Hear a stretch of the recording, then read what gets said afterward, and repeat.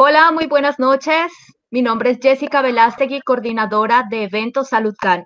Hoy es nuestro segundo día de capacitación online gratuita. Muchas gracias por darse cita a esta transmisión online. Esta noche nos acompaña el doctor Rafael Estrada, médico veterinario zootecnista de la UNAM de México. Doctor, ¿cómo estás? Un gusto saludarte. Hola Jess, buenas tardes a todos, bienvenidos. Vamos a hablar de luxación patelar. Es un tema muy común en la práctica diaria en la clínica y pues muchos ya saben, las personas que ya hacen cirugía pues ya saben las técnicas que generalmente se usan, pero vamos a repasar todas estas técnicas y vamos a repasar algunas otras cosas y también vamos a ver algunos detalles que es importante aplicar durante el diagnóstico y es importante valorarlas para que no se nos vaya ningún detalle y podamos tener éxito en nuestra cirugía. Bueno, antes que nada, pues ya saben que ya se descubrió este medicamento preventivo para la pandemia y es el nitrato de salir. Ajá. Entonces, hagamos caso, tratar de que nos vaya lo mejor posible y que esto pues no nos pegue tan duro a todos. ¿Sale? Bueno, la luxación patelar se da tanto en perros como en gatos. En gatos es menor el porcentaje, pero también existe. La luxación medial la tenemos en un 75 a 80% de los casos y la luxación lateral la tenemos en 20 a 25 de los casos. También tenemos luxaciones bilaterales en el 35 a 45% de los casos y vamos a fijarnos. Y generalmente tenemos que las razas enanas son las que tienen más porcentaje de tener esta patología, pero también tenemos razas medianas o grandes con esas patologías. Es muy importante que estemos valorando en nuestras radiografías cómo se nota la luxación patelar y ahorita vamos a ver, aquí por ejemplo tenemos la tróclea, tenemos la rótula aquí y la tuberosidad tibial aquí. Esta es una foto donde se ve muy claramente cómo está disparejo. Sabemos que la patela es un hueso sesamoideo que tiene, que está ubicada en el tendón de la inserción del cuádriceps. Viene el músculo cuádriceps aquí está la patela, y luego este tendón continúa y se inserta en la tuberosidad tibial. Esta patela es ovalada y es curva, articula perfectamente con la tróquea femoral, eso es lo que debería de ser, y se mantiene en su lugar por los ligamentos femororotulianos, el lateral y el medial. Este mecanismo hace que aumente la eficiencia de la extensión de la rodilla. Entonces, aquí tenemos el cuádriceps, la patela, el tendón patelar y su inserción. Cuando el perro quiere extender la rodilla, hay contracción del cuádriceps y esto jala hacia arriba y la rótula perfectamente se desliza en la corredera troclear. Aquí tenemos una vista caudal de la rodilla, no vemos la corredera troclear, pero sí vemos los ligamentos que están manteniendo en su lugar a la patela. También esto es importante saber la anatomía de la rodilla, porque a veces necesitamos utilizar algunas mediciones, ubicación anatómica para ver de dónde a dónde vamos a hacer el corte, dónde vamos a hacer el corte para la transposición de la tuberosidad tibial, etcétera, etcétera. Entonces la anatomía es muy importante. Y aquí tenemos una patela, que vemos que en la parte está la no articula, la parte de que no articula con el fémur, y con la parte que articula con el fémur, pues es con un cartílago muy suavecito que también hay que estar verificando. La biomecánica, sabemos que es un mecanismo extensor y este está llevado a cabo por el cuádriceps, en este músculo que está aquí, la patela, la tróclea, que prácticamente es donde hace contacto la patela, el tendón patelar y la tuberosidad tibial, que es donde se inserta este tendón. Entonces, este mecanismo hace que al momento de que se contrae el cuádriceps, la rótula se va hacia proximal y el tendón jala desde la tuberosidad tibial y se hace la extensión de la rodilla. Se desplaza la tibia hacia craneal y hay este desplazamiento. Cuando nosotros vemos este mecanismo desde craneal, vemos que debe de formar una línea recta desde el fémur proximal hasta la tibia distal. Este mecanismo tiene que ser de una forma lineal. ¿Qué pasa? Cuando no tenemos esa alineación perfecta, entonces, si nosotros tenemos que viene una línea recta por el fémur, llega a la rodilla y luego se inserta en la tibia, entonces, si no tenemos esto recto, la patela va a estar en el aire y no va a estar haciendo contacto con la corredera troclear. Cuando tenemos una luxación patelar, debemos considerar que hay una deformidad generalizada de la extremidad. Tenemos que revisar el fémur y tenemos que revisar la tibia y todo el mecanismo extensor del cuádriceps. Puede ser asociada a trauma, llega a ser congénita, tenemos que checar que no haya una coxa vara o un genum varum. También tenemos que checar la anteversión del cuello femoral. Generalmente hay una retroversión del cuello femoral en este tipo de pacientes, dependiendo del grado de luxación. Y podemos tener un crecimiento asimétrico de la fisis distal del fémur y de la fisis proximal de la tibia. O sea, esto nos va a generar un arqueamiento lateral del fémur o un arqueamiento medial de la tibia.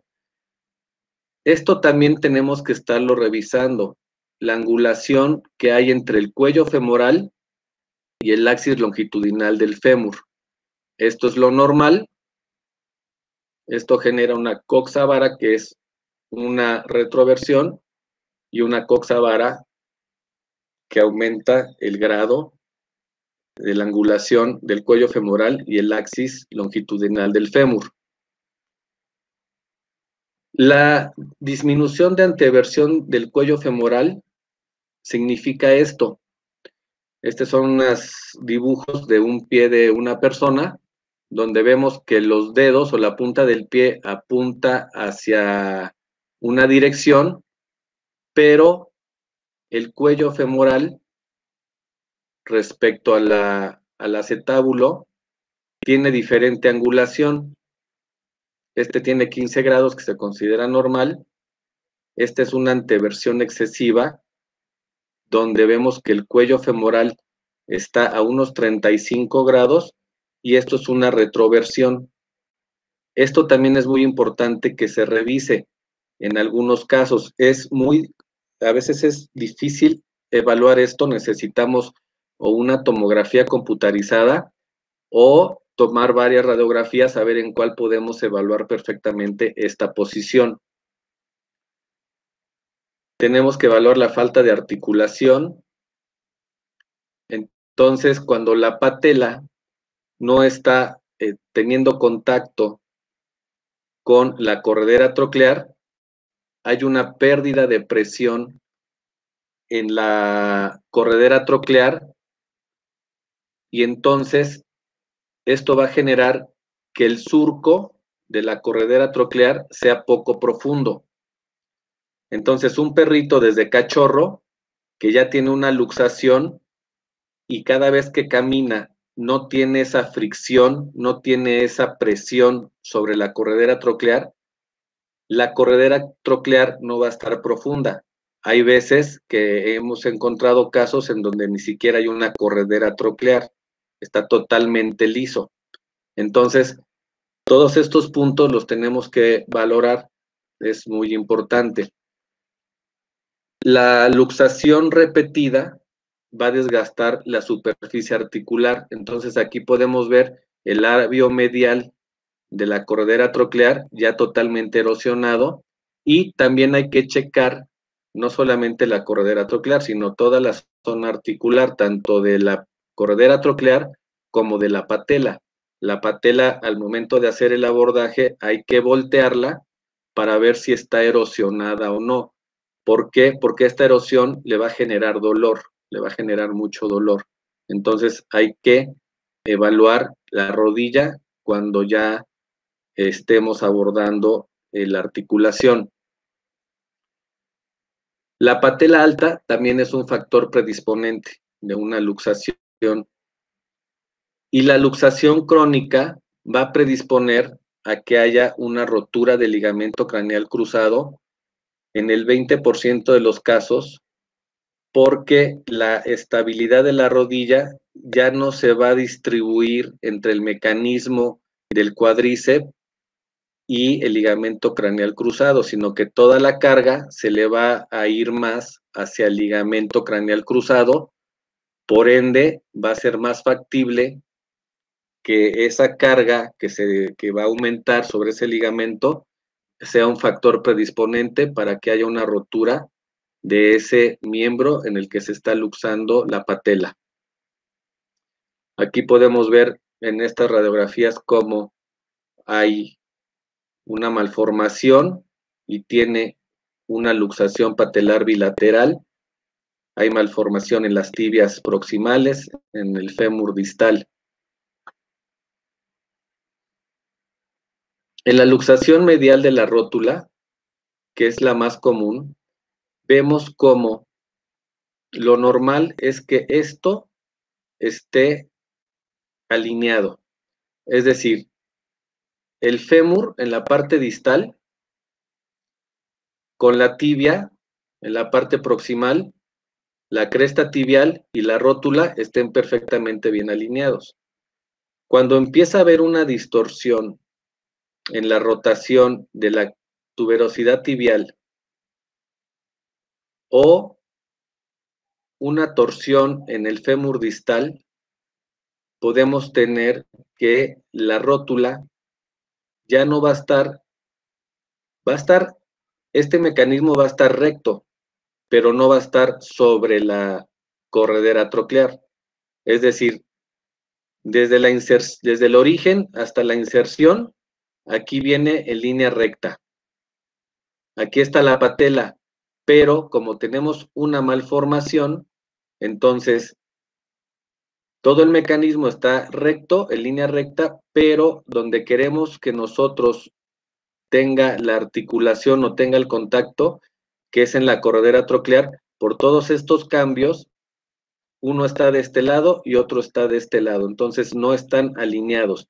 Aquí en un perro normal, pues vemos que está totalmente alineado.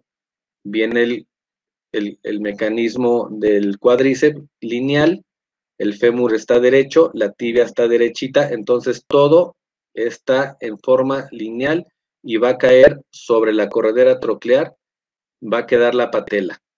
Cuando empezamos a tener este tipo de rotaciones o de deformidades angulares en estos huesos, entonces vemos que este mecanismo, que en vez de estar recto, aquí vemos que la línea está recta, pero ya la corredera troclear está por otro lado. Ajá. Entonces, lo que tenemos que hacer es o llevar este mecanismo hacia acá o la corredera troclear, moverla hacia acá o ambas. Lo que buscamos es que quede el mecanismo del cuádriceps alineado y haya contacto de la patela con la corredera troclear. Este es un caso de grado 4, muy grave, pero bueno, pues ahí se va la gama de los diferentes grados. Aquí les voy a mostrar un video que me pasó un amigo, donde vamos a ver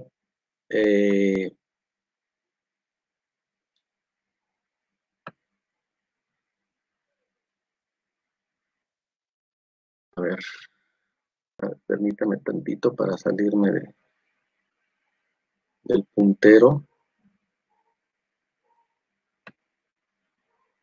Y aquí es un perro donde ya tiene una incisión en la piel y aquí se ve cómo nada más con hacer una rotación interna de la tibia se está luxando. Este es un paciente que ya está en cirugía, pero se tomó el video para ver la luxación, cómo se ve sin la piel encima. Este es otro video de un colega, no lo recuperé de unas imágenes que me mandaron, donde se ve una luxación lateral. Ahí está reduciendo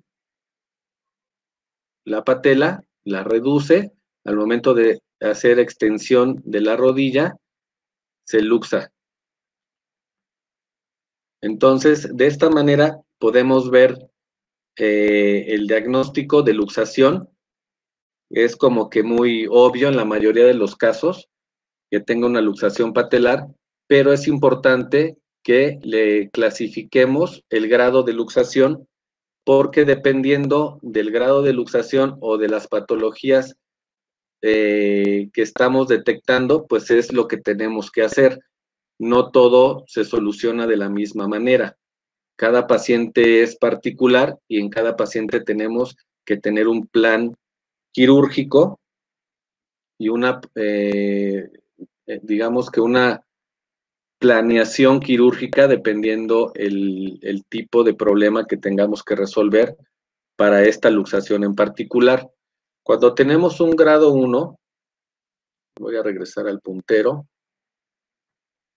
Cuando tenemos un grado 1, vemos que la cresta tibial está desplazada ligeramente. Hay una desviación mínima de la tuberosidad tibial. Generalmente la patela se luxa al extender la rodilla, pero regresa fácilmente a su lugar y no hay una crepitación como tal en la rodilla. Cuando tenemos un grado 2, vemos cómo la tuberosidad tibial ya tiene cierta rotación hasta de 30 grados. Tenemos que hacer, se luxa fácilmente y tenemos que hacer una reducción asistida. A veces ya vemos que hay cierta erosión del labio medial y empieza a cargar el paciente o empieza a dar brinquitos de repente. Cuando tenemos un grado 3, vemos que la tuberosidad tibial ya rotó más de 30 a 60 grados, ya podemos ver una rotación de tibia. La patela generalmente está fuera de su lugar, o sea, es una patela ectópica y cuesta mucho trabajo ponerla en su lugar. Aquí los pacientes ya empiezan a mostrar más dolor, empiezan a tener o a cargar su peso hacia proximal, hacia con los miembros torácicos, y empezamos a ver cómo empiezan a tener más desarrollo de la musculatura de miembros torácicos y una atrofia muscular de miembros pelvianos. Cuando tenemos un grado 4, podemos tener una rotación de la tibia hasta de 90 grados. La patela es ectópica y ya no la podemos regresar a su lugar. Es sumamente complicado. Aquí, la mayoría de los pacientes que tenemos un grado 4, tenemos una curvatura de fémur distal y una rotación también de tibia proximal. Muchas veces tenemos a la patela encima del cóndilo medial y la tróclea prácticamente es plana, no tiene ningún surco. Si sales por cualquier motivo, te invito a que te protejas, como sea. Bueno, los signos clínicos que vamos a observar son desde un brinquito suave, cuando el perro va trotando, va caminando, una cojera que varía, puede ser una cojera desde muy leve hasta ya más grave, donde la cojera es intermitente o de plano puede ser continua. Hay pacientes que levantan la patita, están cojeando y después vuelven a apoyar normal y como si nada hubiera pasado. La cojera en apoyo también puede ser de leve a moderada. La mayoría de las veces no es algo drástico como una fractura o como si hubiera luxado la cadera. Algunos pacientes aprenden a reducir la rótula haciendo extendiendo la rodilla hacia caudal y se regresa la patela a su lugar y siguen caminando. Ya en algunos casos vemos que hay pacientes que caminan como si fueran hincados, como si estuvieran sentados. Empiezan a caminar, sobre todo si es bilateral, empiezan a caminar hincados. Y obviamente, pues esto les genera dolor y procuran no saltar. Es otro de los signos que tenemos que estar al pendiente o que en la historia clínica el propietario nos va a informar. Podemos tener empeoramiento de signos. Por ejemplo, cuando hay una obesidad o hay un aumento de peso, cuando hay una erosión del cartílago, tanto de la corredera troclear como de la zona articular de la patela, cuando tenemos una luxación permanente, ya sea grado 3 o grado 4, también vamos a ver que empeoran los signos cuando tenemos una lesión en el ligamento craneal cruzado o cuando tenemos una lesión en la cadera. Entonces, no tenemos que descartar estos como diferenciales también. Acuérdense que en un 40% de los casos, 30% de los casos, va a haber una rotura del ligamento craneal cruzado. Entonces, cuando hagamos el abordaje a la rodilla, hay que visualizar el ligamento craneal cruzado para evaluarlo. Si queremos evaluar otras estructuras intraarticulares, está bien, pero debemos evaluar el ligamento craneal cruzado y obviamente pues ver la degeneración articular que tenemos en nuestro paciente. El diagnóstico es clínico, pero tenemos que apoyarnos y confirmar el diagnóstico por imagen. Necesitamos tomar un estudio radiográfico que evidencie lo que estamos nosotros detectando clínicamente, pues para mostrarle al propietario y para hacer una planeación quirúrgica. Para hacer este estudio radiográfico es muy importante que el paciente esté bajo anestesia general o con una tranquilización profunda. Eso es muy importante porque necesitamos nosotros ponerlo en posiciones que le van a estar causando dolor y se va a estar moviendo y no vamos a facilitar el estudio radiográfico. Entonces, necesitamos tener al paciente bajo anestesia o una tranquilización profunda para que podamos tener un posicionamiento preciso. Esto es muy importante, sobre todo para la planeación quirúrgica de casos más complicados, y es muy importante evitar artefactos. Las proyecciones que generalmente estamos utilizando son proyecciones craniocaudal, medio lateral o caudocraneal y también la skyline. La skyline viene siendo esta, que es donde vamos a valorar la profundización de la corredera troclear, y evidenciamos que las patelas están totalmente luxados. En este caso, están luxadas hacia el lateral. Entonces, es muy importante que hagamos este estudio radiográfico. ¿Cómo necesitamos que sea este estudio radiográfico? Necesitamos que se vea parte de la pelvis, por lo menos desde la cadera. El fémur necesitamos que esté paralelo a la columna y al chasis, sobre todo que los dos fémur estén paralelos entre sí y estén paralelos al chasis. Es decir, estén aplanados, totalmente pegados al chasis. Hablando de fémur, tenemos que verificar que las favelas estén divididas por los córtices femorales. Ahorita vamos a ver unas radiografías para que quede más claro esto.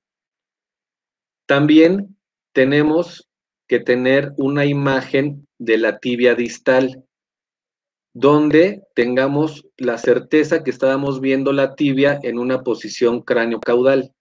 Y para lograr esta imagen necesitamos que la corteza medial del calcáneo esté en medio de la tibia distal, es decir, en la articulación vamos a ver cómo la corteza medial del calcáneo corta la mitad a la tibia. También el trocánter menor está parcialmente visible en el fémur proximal.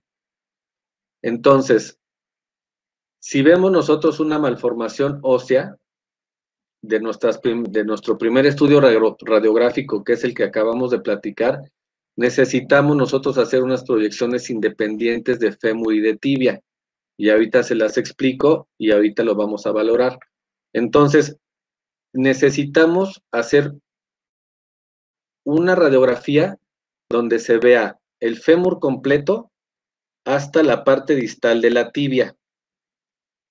Si se fijan aquí, la favela medial y la favela lateral están cortadas a la mitad por los córtices del fémur, tanto en el medial como en lateral.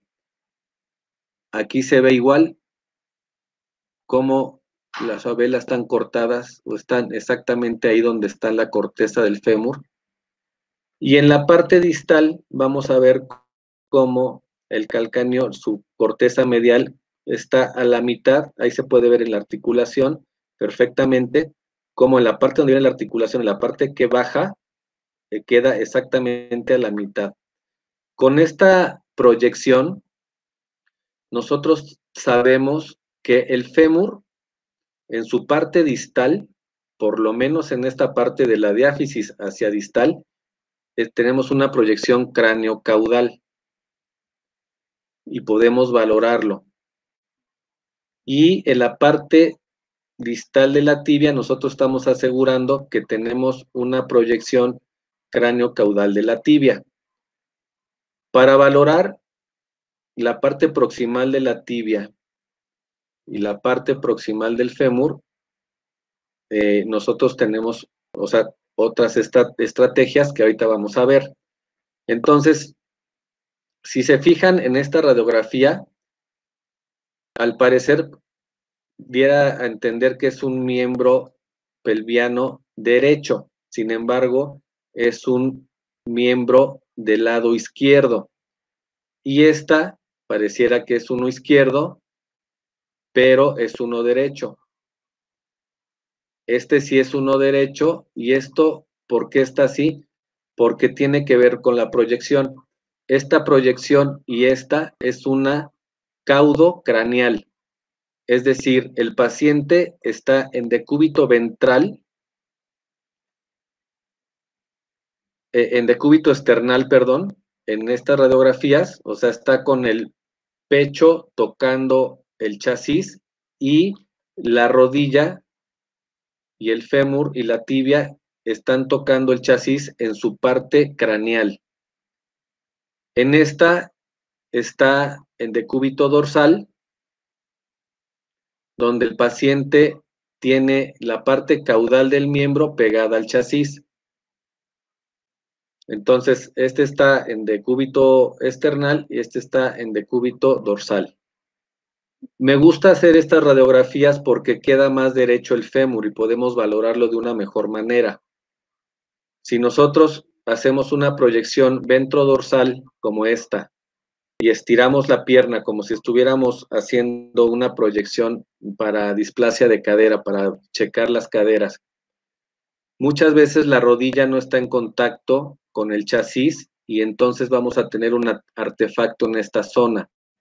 A veces se ven curvos, a veces se ve corto el fémur y nos va a crear más artefactos. En esta proyección nos va a generar menos artefactos. Entonces, vamos a hacer una proyección caudo-craneal con el miembro en extensión totalmente, bien derechito el fémur y la tibia.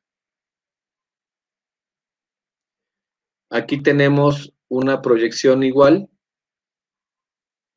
Aquí vemos cómo las favelas están cortadas por los córtices medial y lateral del fémur. Aquí se ve muy claro en esta radiografía.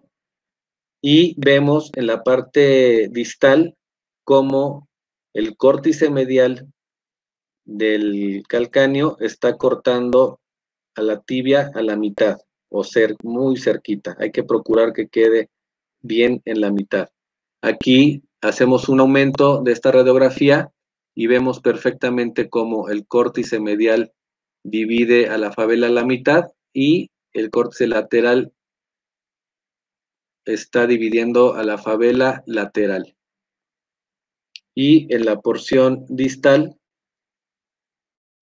estamos viendo cómo está cortado. Está un poquito, lo ideal sería a este nivel. A veces no es tan fácil, hay que tomar 2, 3 proyecciones. Pero a este nivel sería lo óptimo.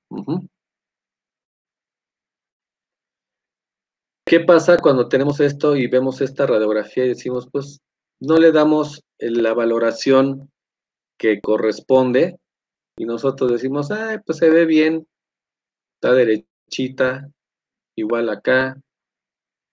Pero ¿qué pasa cuando ya empezamos a hacer las mediciones? Es la misma radiografía. Vemos que el axis longitudinal del fémur no corresponde con el axis de la articulación. Y aquí es donde nosotros tenemos una deformidad angular en el fémur distal. Y para que nosotros resolvamos una luxación patelar con este grado de patología, no es suficiente que hagamos una transposición de la tibia, de la cresta tibial, ni una profundización de la cordera troclear. No va a ser suficiente. Por más que cortemos la tibia y la pasemos lo más recto hacia acá, nos va a faltar, quedaría en el aire, quedaría por aquí volando. Y aún así se seguiría saliendo, aunque le cortemos toda esta zona.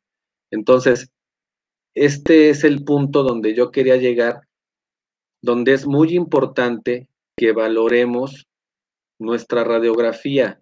Para eso necesitamos hacer un buen estudio radiográfico con un buen posicionamiento de nuestro paciente y hacer una muy buena valoración de lo que estamos viendo para que nosotros tengamos una planeación quirúrgica lo mejor posible. Esta es una tabla del doctor Massimo Petrazzoni es un estudio que hizo, y este es en resumen, es la estimación de la torsión de la tibia proximal y distal en diferentes pacientes.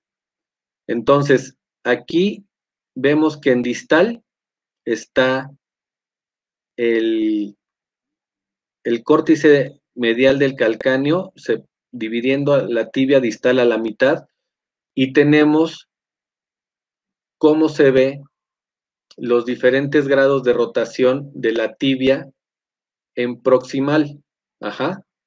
Este está a 0 grados, a 5 grados, a 10 grados, a 15 grados, a 20 grados, 25, 30, 35 grados de rotación interna Y este es una rotación externa con sus grados. Es un trabajo muy interesante que hay que valorar también, y es precisamente por eso que muchas veces tenemos falla o complicaciones que podríamos haber resuelto desde un principio porque no tenemos una buena planeación quirúrgica, y el problema viene desde el principio. El diagnóstico lo tenemos, pero no hacemos un buen estudio radiográfico, no hacemos una buena medición y no hacemos una buena planeación.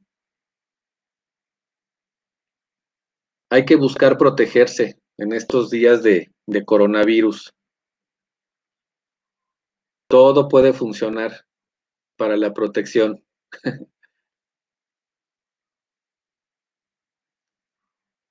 El tratamiento. El tratamiento lo vamos a dividir en dos. Un tratamiento conservador o un tratamiento quirúrgico. Estos son unos puntos que tenemos que valorar. Luxaciones asintomáticas, no urge la cirugía, o sea, no es de que uno es una fractura, no urge que se operen en los primeros 3, 4 días, pero una vez diagnosticada, sí hay que sugerirle al propietario que se opere dentro de ese mes. ¿Por qué? Porque si nosotros dejamos que esto siga avanzando y empieza a hacer de una luxación grado 1, una 2 y así, entonces vamos a tener una degeneración articular que después va a llegar a ser irreversible.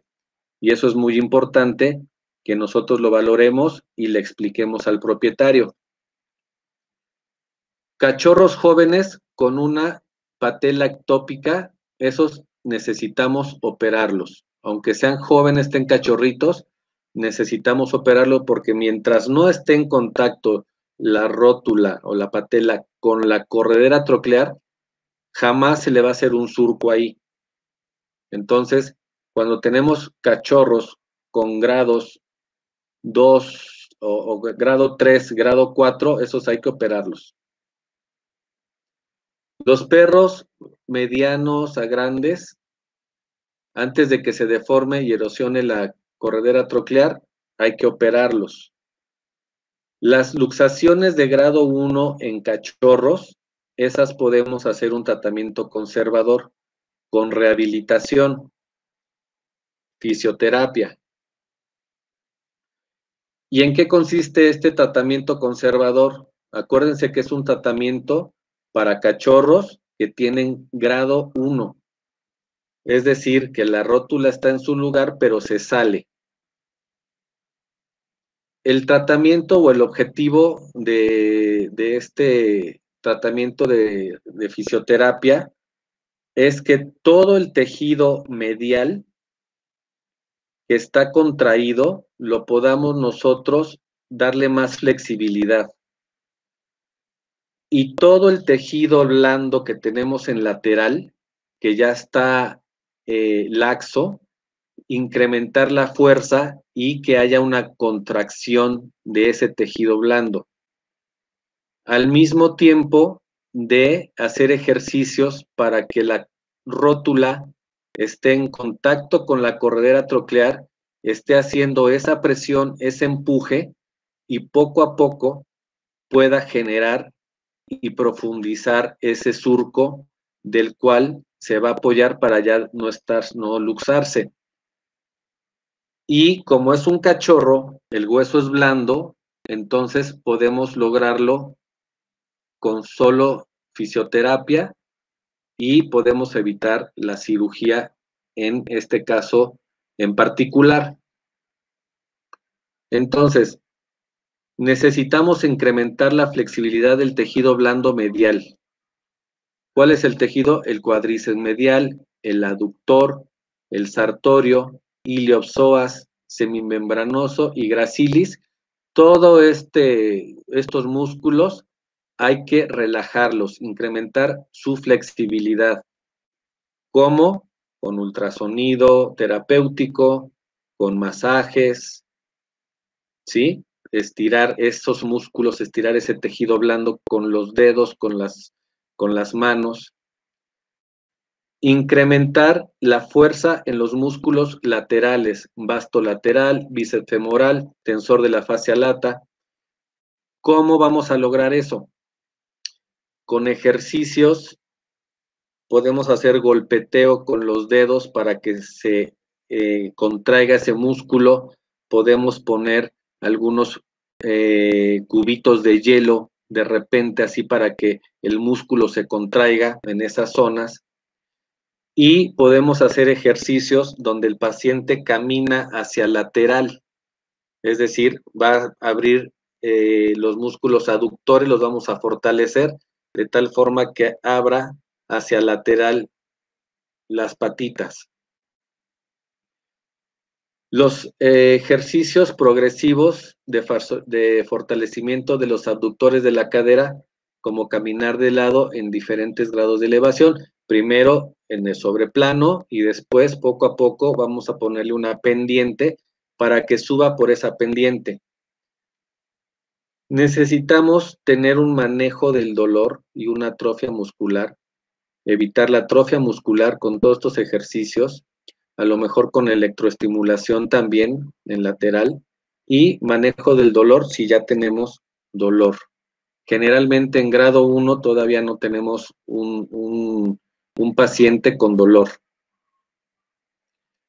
Cuando nosotros nos inclinamos por un tratamiento quirúrgico, entonces es muy importante, como decía ayer Giuseppe en la plática que dio, que es muy importante que contemos con el equipamiento necesario, con los implantes necesarios para poder desarrollar las diferentes técnicas que tenemos planificadas.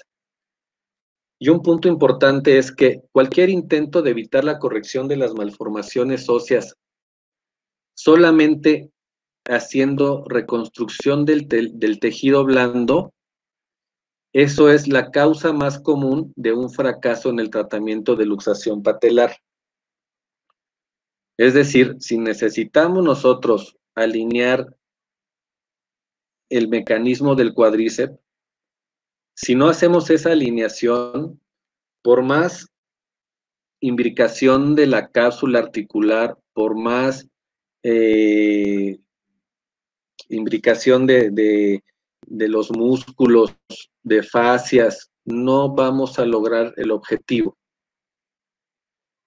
Entonces, necesitamos evaluar la tróclea, necesitamos evaluar la alineación, la profundidad, la forma, la calidad del cartílago en las dos superficies, tanto de la tróclea como de la patela. Y mayormente lo que hacemos es una trocleoplastía en cuña o en bloque. Son las técnicas que están descritas desde hace mucho tiempo y es lo que la mayoría hacemos. Una trocleoplastía en cuña o en bloque. Y bueno, transposición de la tuberosidad tibial. Ahorita vamos a ver las diferentes técnicas, pero en algunas ocasiones se requiere de otras técnicas. Por ejemplo, la PGR, que es Patella Groove Replacement. Ahorita vamos a ver qué es eso. Y las técnicas que generalmente usamos es imbricación de la cápsula articular, superposición del retináculo, superposición de la fascia lata, una sutura antirrotatoria de la tibia o de la patela, una capsulectomía, liberar el cuádriceps. A veces el tejido blando ya está muy fibrosado o está muy adherido a otros tejidos y hay que liberarlo. Hacer la trocleoplastía, ya sea en cuña o en bloque, hacer una transposición de la tuberosidad tibial. Hasta aquí, de aquí para acá, es lo que hacemos generalmente. Lo que no hacemos generalmente es una osteotomía de fémur distal, una osteotomía de tibial proximal, reemplazo de la corredera troclear y otra técnica que vamos a ver ahorita. Las doy, nada más es una muestra para que vean que existen otras técnicas. Entonces, esto es lo que generalmente hacemos. ¿De qué va a depender qué tanto vamos a usar? O sea, a veces tenemos que hacer una trocloplastía, transposición de la tuberosidad tibial, pero también tenemos que hacer una sutura antirrotatoria, también tenemos que hacer a veces superposición del retináculo, indicación de la cápsula, no sé. A veces tenemos que hacer uso de todas estas técnicas dependiendo el caso. Lo importante es que nosotros sepamos qué necesitamos en cada paciente. Instrumental, bueno, esta es una foto de un instrumental que yo usé hace mucho tiempo, y ahorita tengo otros taladros, pero generalmente pues utilizamos las sierras para cortar, pueden ser estas, pueden ser con taladro, pueden ser otro tipo de sierras. Vamos a ver una foto que uso otras sierras. Los separadores también son muy, muy importantes. Palpadores, levantadores de periósteo, osteotomos, martillo, gubias. Este es un distractor de rodilla, unas gelpis, cortadores de clavo, unas brocas, todo el instrumental de cirugía general, clavos, alambre y, bueno, el taladro, ¿no?, de poder. Ahorita ya, antes nada más existían estos taladros, ahora ya están los taladros más accesibles eléctricos, otros son neumáticos, pero ya hay otro tipo de taladros, pero con este se puede trabajar perfectamente bien sin ningún problema. No pierdas la capacidad de ser creativo y sobre todo en estas épocas de pandemia, ¿eh? Ese es un cubrebocas de última generación. Vamos a ver la troqueoplastía. Les pongo algunas fotos de chuscas o divertidas que dan risa, pues para pasar un poquito ameno tanto la charla como la pandemia. Entonces, hay unas fotos ahí divertidas que me generaron risa y por eso se las pongo ahí. Ok, entonces la traqueoplastía en bloque. Aquí lo que vamos a hacer es hacer 2 cortes paralelos en la tróclea. Siempre hay que dejar una buena porción en la parte lateral, no hay que ser no hay que dejar tan delgadito esto. Esta está bien, así como esta. Este es de un paciente, porque a veces se puede llegar a fracturar acá. Ajá. Si quedan demasiado delgadas. Entonces, sí hay que tener cuidado que no quede tan delgado. Y lo que hacemos es un corte, 2 cortes en paralelo, y luego con un osteotomo levantamos el bloque completo. En este caso aquí muestran una sierra, yo nunca lo he hecho con sierra, yo creo que tendría que ser una sierra más delgadita para que entre ahí, pero bueno, en lo muestran con una sierra, y después se vuelve a poner encima el bloque con el cartílago y todo para que haya una mayor profundidad de la corredera, pero que todavía quede el cartílago articular.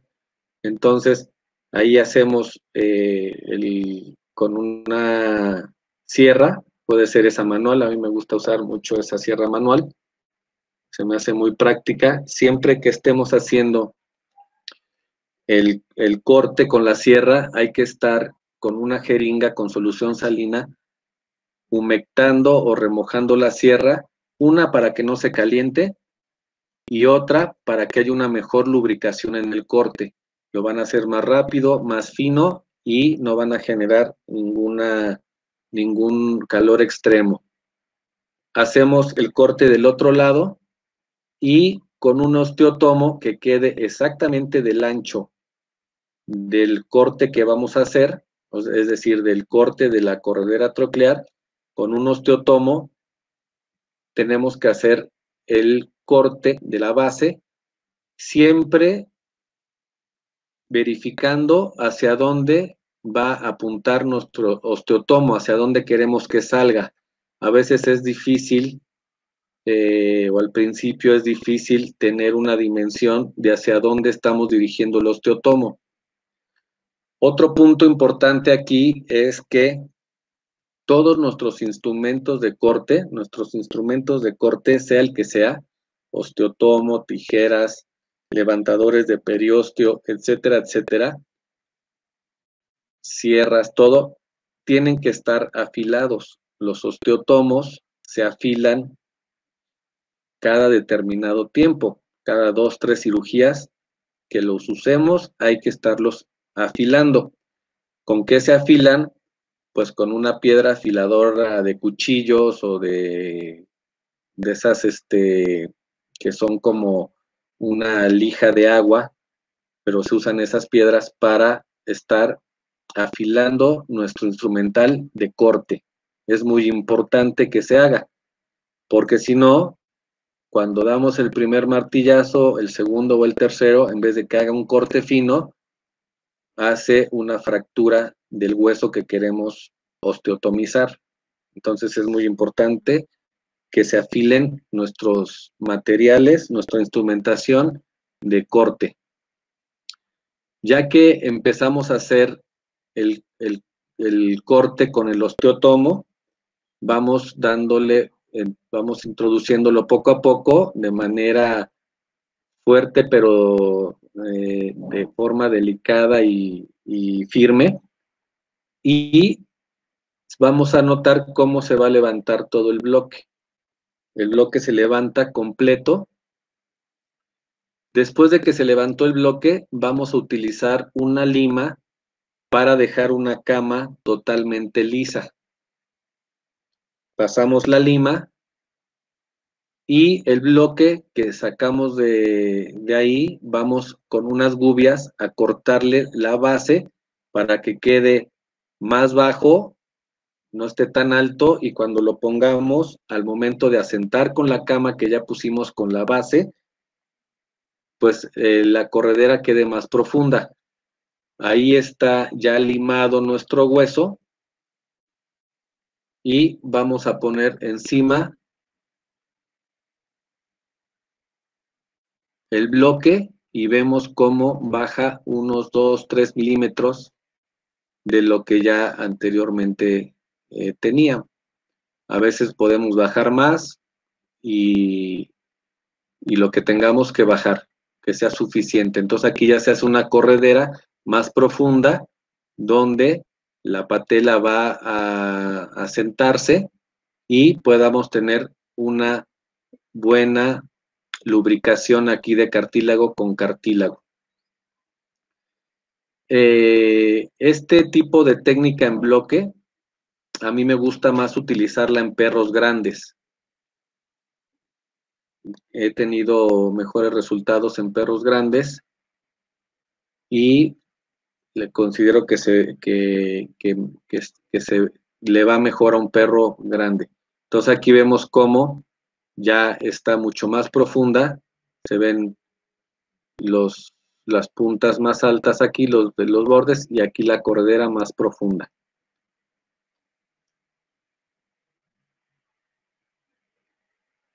Este es otro tipo de sierra que también llego a usar, también está cómoda.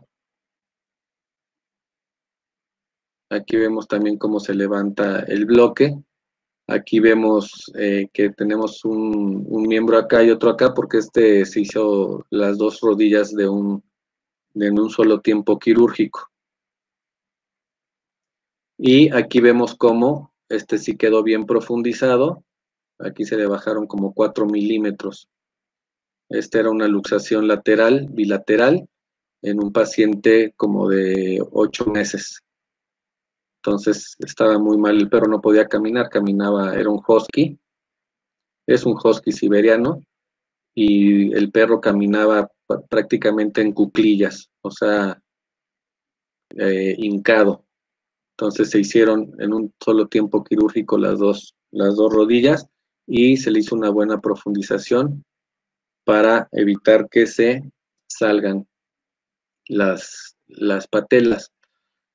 Bueno, ahorita les voy a decir otra cosa que yo hago que no la puse acá. Esta es la técnica en cuña. Aquí lo que hacemos hacemos un corte prácticamente en B, donde el primer corte lo hacemos un poquito más largo, el segundo corte sacamos una rebanada y hacemos un tercer corte para que quede totalmente en B y salen dos, la cuña y luego otro pedacito. Esta cuña la volvemos a introducir aquí. A veces le corto yo esta punta a todo lo largo, ahorita lo vamos a ver, y así profundizamos mejor la corredera. Esta técnica la hago yo más en perros menores de 15 kilos o de 12 kilos o perros miniatura, y es la que más hago en miniatura. Y como vemos, pues está muy profunda de lo que estaba, mucho más profunda de lo que estaba. Entonces, hacemos, la mayoría de las veces yo hago un abordaje lateral, hacemos un abordaje lateral para patelar desde el fémur distal hasta la tibia proximal, hacemos una incisión en piel y tejido subcutáneo, hacemos una incisión en la fascia profunda y hacemos una incisión en la cápsula articular. Al momento que hacemos esto, llegamos a la articulación. Vamos a luxar ahora, bueno, aquí si te fijan, el miembro está en extensión, ¿no? Vamos a luxar la patela y vamos a flexionar la rodilla.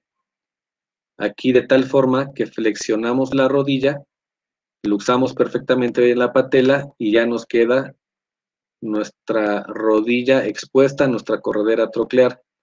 La mayoría de las veces yo pongo al paciente en la orilla de la mesa. O sea, cuando vamos a operar, supongamos que esta es la mesa de cirugía y los miembros me quedan en este lugar, en esta zona, para que yo pueda trabajar aquí.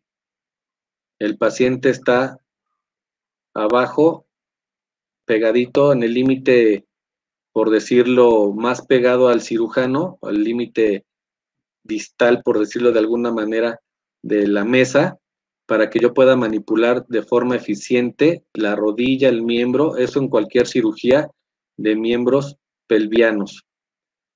Aquí verificamos las estructuras internas de la rodilla, generalmente el ligamento craneal cruzado, vemos que no esté lesionado, y vemos la tróclea en la parte lateral y la parte lateral y en la parte medial, a ver si no hay osteofitos, qué tanta degeneración articular hay, y bueno, pues eso le podemos tomar unas fotografías para pues, después mostrárselas al propietario. Hacemos nuestro primer corte en angulado. El segundo corte lo hacemos angulado también y sacamos esta rebanada en forma de sandía. Ajá, una rebanada en forma de corte en sandía. Y vamos a cortar toda esta zona. La vamos a cortar ya sea con las gubias o con unas tijeras, dependiendo el paciente de qué tamaño sea. Pero yo lo que hago es que de aquí hasta acá recorto. ¿Para qué? Para que al momento de que ponemos otra vez la cuña en su lugar, pues tenga más profundidad. Y aquí podemos ver cómo quedó bastante profunda y estamos haciendo que la corredera esté profunda y evitar que la patela se vuelva a luxar, ya sea hacia medial o hacia lateral.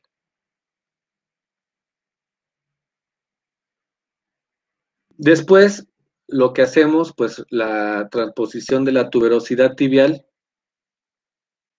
Y aquí lo que vamos a hacer es, vamos a identificar nuestro tendón patelar, su zona de inserción, identificamos, hacemos un pequeño orificio ahí y vamos a meter unas FRIR o un separador o algo que nos ayude a mantener el tendón protegido en lo que hacemos la osteotomía de la tuberosidad tibial. Y más o menos a esta altura es donde vamos a hacer nuestro corte. No hay que hacerlo tan pegadito a la inserción del tendón. Tenemos que dejar un buen pedazo de hueso para poder después fijarlo con unos clavos y alambre, hacer una banda de tensión para que esto consolide nuevamente y vuelva a haber unión aquí y no se nos vaya a fracturar esta zona donde está la inserción del tendón patelar. Entonces, ya que aquí paso yo un bisturí para quitar todo el tejido blando, levanto un poco el periósteo para dejar nada más el hueso y ubico mi osteotomo o mi sierra, según lo que vaya yo a usar. En este caso se hizo con osteotomo y se empieza a dar unos golpes hasta que separamos toda la tuberosidad tibial. Aquí vemos cómo se separa, cómo la movemos hacia el lateral para alinear nuestro mecanismo del cuádriceps, hacerlo lineal. Y aquí ya vamos a fijar.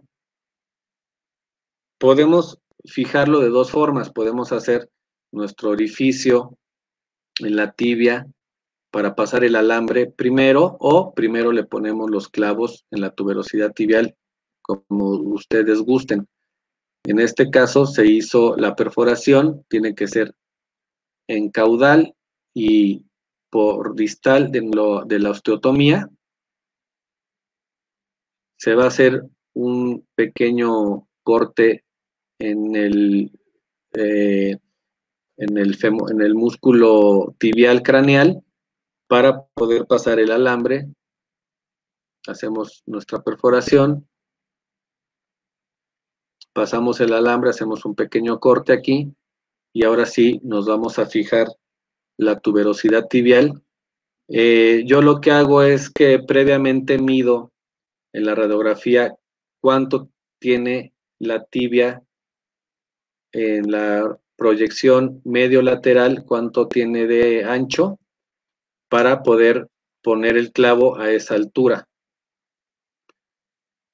que no me pase tanto hacia caudal.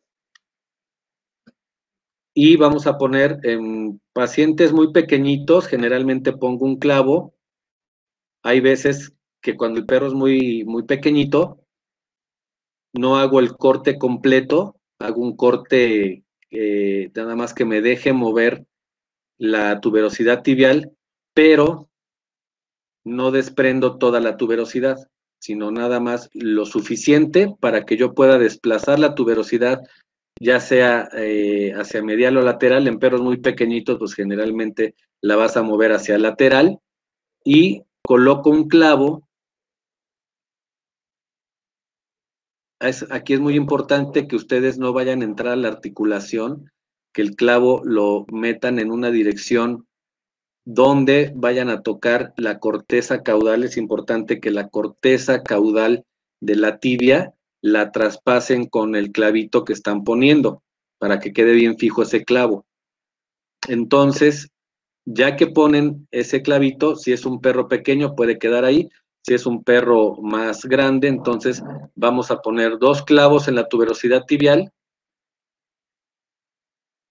los doblamos, los cortamos y vamos a pasar nuestro alambre en forma de 8 y hacemos nuestra tensión. La forma de hacer la tensión del alambre es, ponemos el alambre en el torcedor de alambre, hacemos tensión o jalamos hacia nosotros y empezamos a rotar el alambre para que se vayan pasando, haciendo los nudos, y ya que tenemos nuestro banda de tensión, entonces cortamos el alambre y ahí lo dejamos. Entonces, nosotros, aquí se ve cómo se movió hacia el lateral y pusimos nuestra banda de tensión. Es muy importante que para eso tengamos nuestro cortador de clavos, clavos de diferentes grosores, o sea, de diferentes diámetros, alambre de diferente diámetro, nuestro torcedor de alambre y todo el instrumental que necesitamos para realizar estos procedimientos. Bueno, ahora vamos a hablar un poquito, esas técnicas anteriores que vimos es lo que hacemos prácticamente de cajón, ¿no? O sea, ya no me metí a hablar de las técnicas de los tejidos blandos que todo el mundo pues ya conoce, imbricación de la cápsula articular, es decir, cortamos la cápsula articular, si está muy laxa, cortamos un poquito de cápsula articular y vamos a unir cápsula con un extremo de la cápsula con el otro, de tal forma que haya un poquito de tensión en ese lado. Podemos hacer las fascias, podemos meter una sutura antirrotacional, que prácticamente es una sutura que va de la fabela lateral hacia la tuberosidad tibial, y así evitamos que la tibia rote hacia medial. Y me interesaría más hablarles de estas técnicas nuevas o más recientes. Ya tienen algunos años, pero digo, para nosotros son más recientes, que es el de PGR, que es el reemplazo de la corredera troclear. Esta técnica es muy, pues tiene sus ventajas y tiene sus desventajas, pues, como todas las técnicas, ¿no? Pero en la mayoría de los casos con muy buenos resultados. Fíjense que esta técnica ofrece una alternativa más, aparte de lo que ya vimos. Es una prótesis de baja fricción y está indicada en casos de osteoartritis severa, cuando ya tiene mucho dolor el paciente.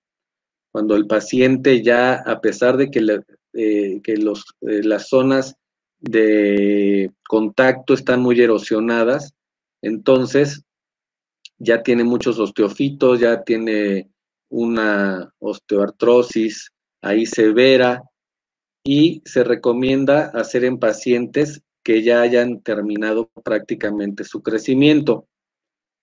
Obviamente hay que evaluar las deformidades troqueares y las deformidades angulares, porque también esta técnica no es que resuelva todo. Es una opción más.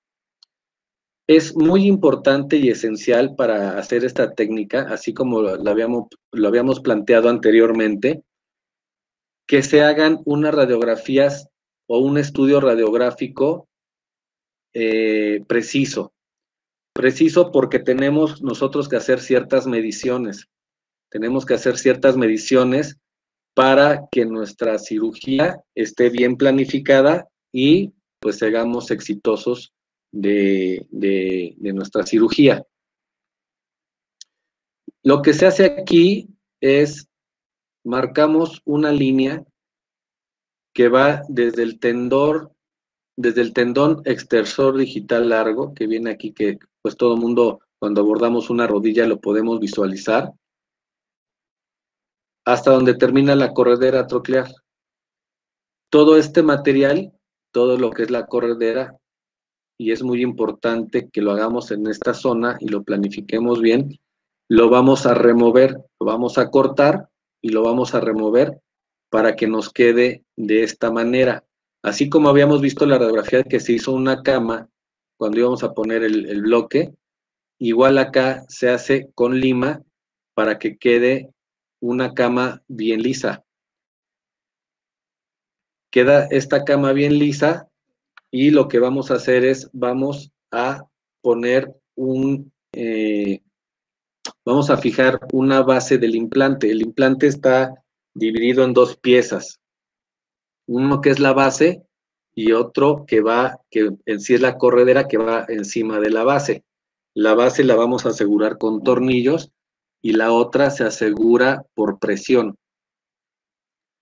Vamos a asegurar los tornillos a la base, entonces queda así la cama y vamos a colocar cada tornillo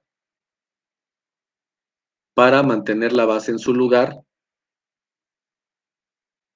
Estas agujas de posicionamiento nos ayudan a mantener esto en su lugar para poder hacer las perforaciones, hacer con el medidor de profundidad y podemos entonces poner nuestra base. Es importante que nosotros, antes de poner nuestra base, vamos a utilizar otra prótesis. O sea, tenemos 10 tamaños diferentes de prótesis. Entonces, vamos a utilizar una prótesis que no va a ir ahí, nada más es para nosotros poder medir qué prótesis va a ir. Y la ponemos y vemos que sea efectiva, sea del tamaño adecuado, y entonces ya seguimos a poner nuestra base en esta prótesis. Y ya que pusimos nuestra base, le ponemos los tornillos. Una vez que colocamos la base, vemos el tamaño adecuado a fijar y ponemos nuestra prótesis. Esta ya es la que va a quedar definitiva. Las de prueba son unas doradas y esta, la negra, es la que va a quedar ya definitiva. Lo colocamos y tenemos que revisar que haya una buena relación entre el implante y la patela. Entonces, lo que se hace prácticamente es ya aquí tenemos que mover la tibia hacia diferentes ángulos con rotación interna, etcétera, etcétera, para ver que la tibia, para ver que la patela y nuestra prótesis estén funcionando y tengan una buena relación y no se esté atorando, no se esté luxando, etcétera, etcétera. Entonces, quería yo mostrarles que existe esta técnica también, que por sus siglas en inglés se llama PGR, que es Patella Groove Replacement o reemplazamiento de la corredera troclear. Cuando usamos esta técnica, no quiere decir que las otras técnicas ya no las tengamos que hacer. Si nosotros necesitamos hacer los tratamientos quirúrgicos estándar, inclusive cuando hagamos la PGR, los tenemos que hacer. Es decir, si necesitamos hacer una transposición de la corredera troclear, que muchas veces con esta técnica nos la evitamos, porque podemos mover el implante de tal forma que quede bien alineado la patela sobre la corredera troclear, en este caso sobre esta prótesis. Acuérdense que vimos que lo que nos interesaba es que la patela quedara encima de la corredera troclear, ya sea que movamos la patela o ya sea que movamos la corredera troclear o ambas. Si nosotros metemos este implante, nosotros podemos mover la corredera troclear por abajo de la patela y va a quedar alineado. Espero que me esté explicando, que me estén entendiendo. Entonces, eso facilita muchas cosas, pero no quiere decir que si necesitamos hacer una sutura antirrotacional, no la vamos a hacer. O sea, necesitamos hacer para un buen pronóstico todo lo que sea necesario para que quede todo en su lugar. Una ventaja es de que por ser una prótesis que no es un tejido orgánico, no está inervada. Y esto nos da por resultado que los pacientes que tienen mucho dolor responden rápido a esta cirugía porque les deja de doler, se les quita el dolor. La desventaja es que es un implante mucho más costoso a que si usamos las técnicas convencionales. Entonces, depende de nuestro paciente y de nuestro cliente, es a quien se los vamos a ofrecer. Pacientes que tienen mucho dolor articular, que tienen una degeneración articular severa, está indicado este procedimiento, pero súper fácil y les va a ir muy bien a los pacientes. El costo, pues es la desventaja, porque un implante de estos estará costando unos, bueno, todo el kit completo iría de más o menos de 4,000 a 5,000 o 6,000 dólares, depende de la marca. El Kion o Kion, como les dicen, la empresa de Kion es la que lo generó, lo inventó, por decir de alguna manera, tienen estudios científicos de esto, y también la empresa de Blosau lo están vendiendo. Estas dos compañías son las únicas compañías que fabrican este implante en todo el mundo, que yo sepa hasta el momento. No sé si alguna otra compañía ya lo haga, pero hasta donde sé, estas son las únicas dos compañías que venden este implante, y estamos hablando de que nada más la pura prótesis, esta, está alrededor de 400 dólares, más todo lo que se necesita para ponerla. Entonces, pues sí estamos hablando de un kit de unos 4,000 dólares para tener todas las medidas, nada más de los implantes. Entonces, bueno, yo lo que quería es que conocieran que esta es otra opción que se puede utilizar y con muy buenos resultados. Las radiografías posoperatorias prácticamente quedan de esta manera, ajá. La patela queda encima de la corredera de la prótesis. También se puede hacer la transposición de la tuberosidad tibial, y esta puede adaptarse para que quede bien sobre nuestro mecanismo del cuádriceps. Bueno, hablando de PGR, pues bueno, cada vez se van a ir haciendo más en Latinoamérica. Tampoco muchas personas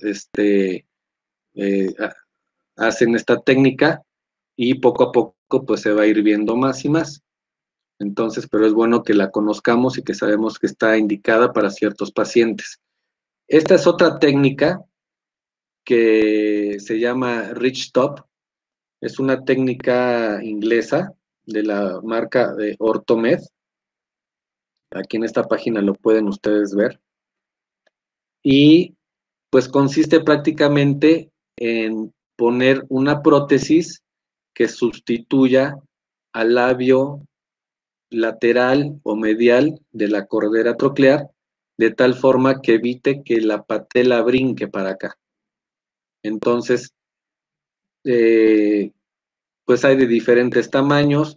Como cada marca, pues hay que comprar todos estos instrumentos que ya vienen en una caja, en un kit especial para poder hacer estas perforaciones y quede exactamente a la medida para que entre nuestra prótesis, y prácticamente lo que hace es quedar de esta manera. Se me hace una muy buena idea, sencilla, pero pues no sé qué tan buenos resultados pudiera llegar a tener. Nunca la he visto en un paciente y nunca la he usado. Pero de entrada, así a simple vista, se ve una opción viable, sencilla, y que quizás algunos pues fabricantes de implantes en Latinoamérica pues se animen a hacer algo parecido, ¿no? Se me hace algo más factible y más sencillo de hacer. Esta es de un plástico, no sé exactamente qué tipo de polímero sea, qué plástico sea, pero es un plástico que no va a crear ninguna reacción, ¿no? Y eso lo venden pues ya así estéril y en sus paquetes. Hay que protegerse lo más que puedas, así es que si te dedicas al buceo o algo así, puedes hacerlo de esta manera y vas a estar súper protegido. Vamos a terminar ya con esto, el plan de rehabilitación. Es muy importante que las primeras 2 semanas el paciente esté en reposo absoluto. Y reposo absoluto yo le llamo que esté confinado en un lugar, ya sea en un corral, en una jaula, depende del tamaño, pero tiene que salir de 5 a 6 veces al día con collar y con correa a hacer sus necesidades. Va a salir unos 5 minutos con actividad controlada. Entonces, el paciente va, hace sus necesidades, está apoyando el miembro y de regreso al reposo. Se hace ultrasonido en la zona medial de la rodilla 10-15 minutos. Se hace un masaje de medial a lateral unos 5 minutos. Podemos hacer caminatas laterales 10 a 20 repeticiones. Podemos hacer compresiones articulares y distracciones articulares, eso para nutrir al cartílago.